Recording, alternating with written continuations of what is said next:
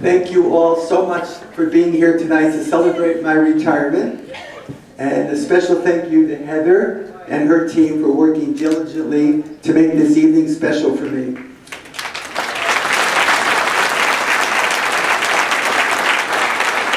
I apologize in advance for being such an emotional man.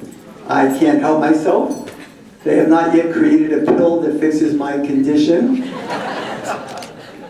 I'm especially grateful to my all-time favorite priest, Father James, who honored me tonight by coming all the way here to bless this evening for all of us.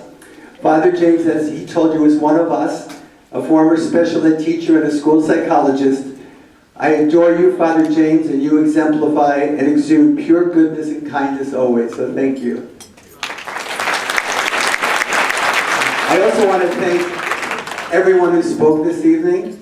And a special thanks to Minister Dave Brooks and Lois from the Liquid Church. Where are you? Oh, they're over there. Okay. And their speech was a blessing this evening as well. And they've always extended themselves to our students and adult clients and have created such an amazingly inclusive church environment for people with special needs. It's unlike most others, so thank you very much.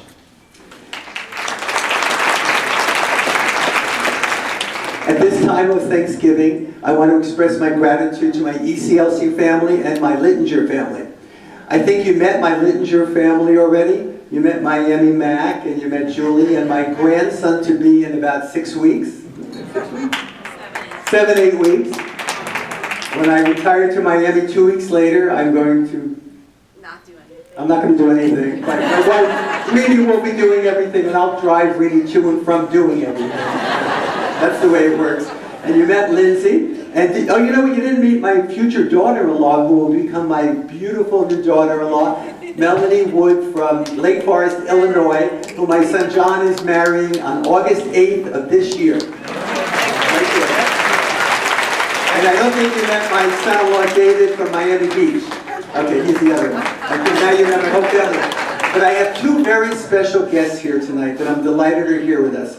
First of all, my 91-year-old mother, Rhoda, who is, she's blind and she's deaf, but she's here. And she, when you get in her one ear and you talk directly to her in a quiet room with no ambient noise, she can hear everything you're saying. She is cognitively totally intact. And I said to her last week, she came to Miami. She flew down to Miami to meet us all for a wedding of my nephew. And I said, Mom, are you coming to my retirement dinner? And her answer to me was, if I'm invited. And she's here. And she's with this wonderful saint of a woman, Vivian Holbrook, who has been her, I can't call Vivian a caretaker, she's her daughter. For the last 10 years of my mother's life, she has lived with her 24/7. Vivian is from Ghana and is one of the most devoted, loving human beings I have ever met. She's been an angel to my family. So thank you. So it's pretty, I think it's pretty neat that I'm like almost, you know what, like almost 70, and I have a mother attending my retirement dinner. That's pretty cool, right? That's pretty neat.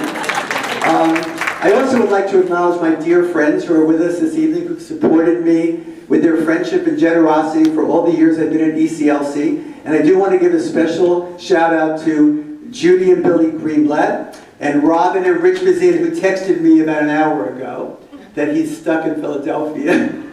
But these people really, really helped me jumpstart my fundraising initiatives that later became described as talents. So thank you very much. Working at ECLC has been the best job of my almost 50-year career in special education. I can't believe I'm saying that, but it's true. Over the last 22 years, ECLC has been my extended family. We've enjoyed and celebrated so many happy times together, and have supported each other spectacularly during darker times that sadly happen in everyone's life. We all did that for each other and continue to do that for each other. And we have such a special culture here. And anyone who passes through ECLC's portal sees that and says that. I also would like to acknowledge this magnificent, overwhelmingly beautiful group of people that are here this evening, that all, in some way, have made me look good along the way. And since individual introductions don't work, I'm going to do something a little different, because I really want to acknowledge everybody. So first I'm going to ask the group of men and women, past and present, who have supported me in innumerable ways over the last 22 years as members of our Board of Trustees. And Belle Bennett, that includes you, and past and present. So would you all stand up for a second so I can acknowledge you?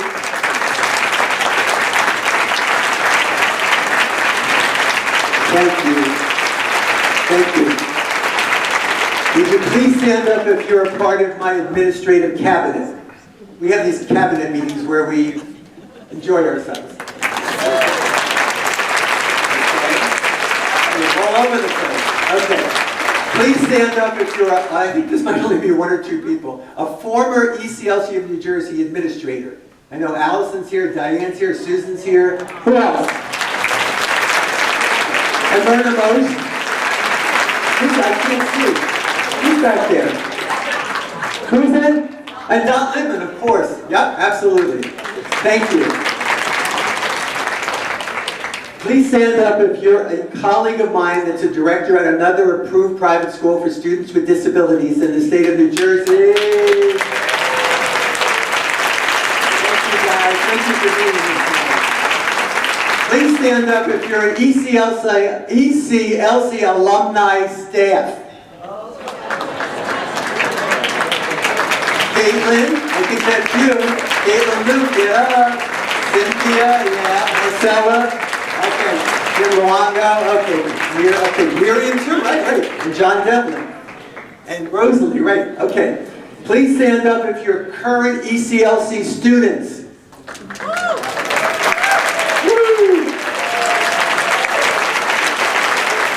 I didn't see you, AJ. Please stand up if you're a current ECLC family.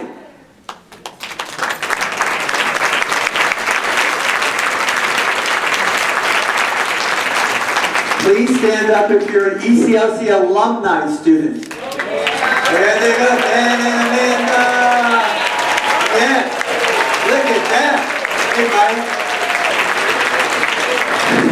Please stand up if you're an ECLC Pride client. Oh, a lot of you here. Please stand up if you are an ECLC Pride family.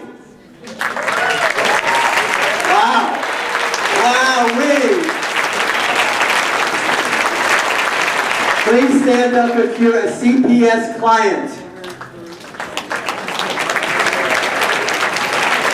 Very nice. Please stand up if you're an ECLC alumni family. Oh boy, there you go. Did I leave any group out? I think I covered it all. Okay. Oh wait, did I leave out? Oh, I'm sorry, wait, that was like number one. Current ECLC, CPS, and Pride staff, please. Stand up, and take a bow. I'm so sorry, you were the first one on this list. And I was like a little verklempt. What's the word? Whatever the word is. Okay. Okay, so I also want to say, just for the record, that ECLC, I'm not meaning to embarrass anyone in particular, but ECLC has also spawned a lot of romances over the course of many years of our present and former staff who are with us tonight, those willing to admit it. Stand up if you dated or are dating or married someone they met while working at ECLC.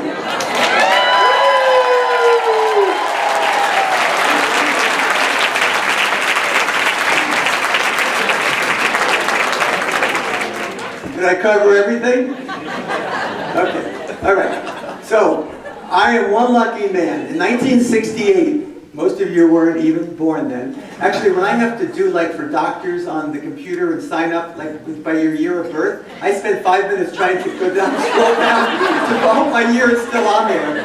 So anyway, So when I graduated, I was at Colonia High School, which is part of Woodbridge, New Jersey. As Richard mentioned, they had this class there for neurologically impaired kids.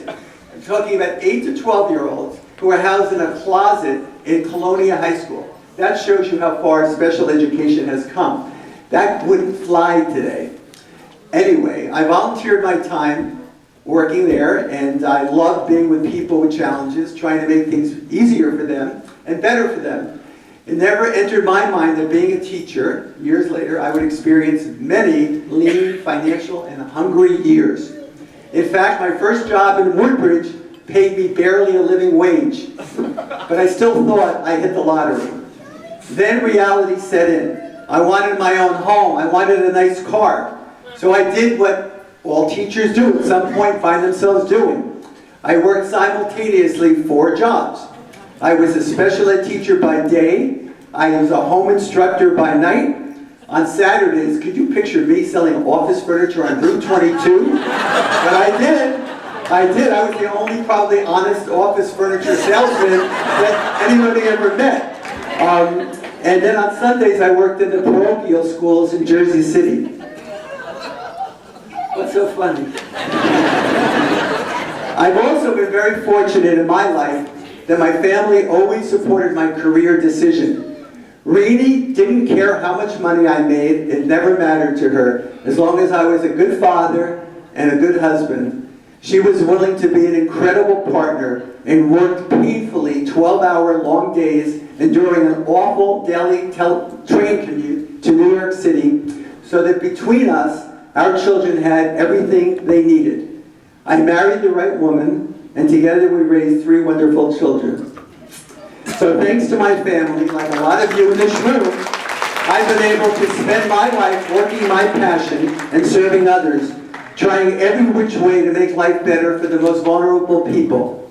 So you may say, that Bruce, what a guy, what a selfless person. Well, the truth is, there was a real big-time payback for me pursuing my profession, and it includes unending, genuine appreciation, love, support of students, staff, and families. I have experienced a life filled with this. Where else can you work and have this on a daily basis? Probably not many places. At ECLC, the staff are rock stars. Whenever you enter a room, you are loved, welcomed, and appreciated. Every time the students and clients see you, it's like they never saw you before. It's like 1 hour later, they're excited to see you. The first day of school, or at Pride, or immediately following a break, I love seeing the students arrive. The students and adult clients dance off the school bus, or the Access Link van, coming to a place they love and call home. Most are terribly upset when school or Pride is not in session.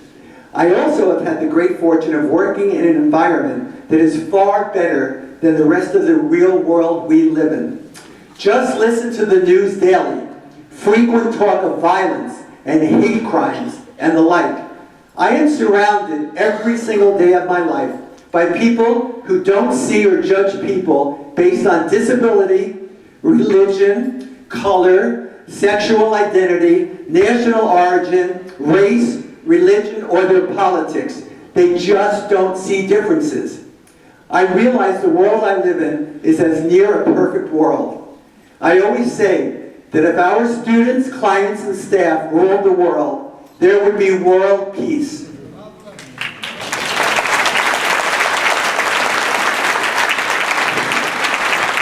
In my retirement from ECLC, I will continue to surround myself with all of you very special people as I segue to be a part-time career as a special ed advocate, helping families relieve themselves of the burden of accessing appropriate services for their children and adults with special needs. I thank you all. I hope I've seen everybody by the time the night is over. I thank you all from the bottom of my heart for contributing greatly to my success in my career. I love ECLC, and ECLC will live forever in my heart. I will spend the rest of my life reflecting on the many years of joyful work and the wonderful friendships I have made during my years at ECLC. As the poet Pablo Neruda says, to feel the love of people whom we love is a fire that feeds our life. Thank you for abundantly feeding my life.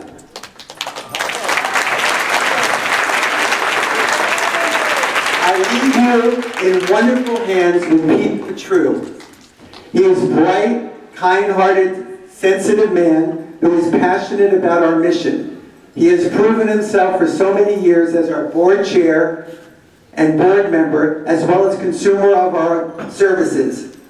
He is a most devoted, loving, and supportive father and family man. I can assure you that you will be very, very happy with his leadership.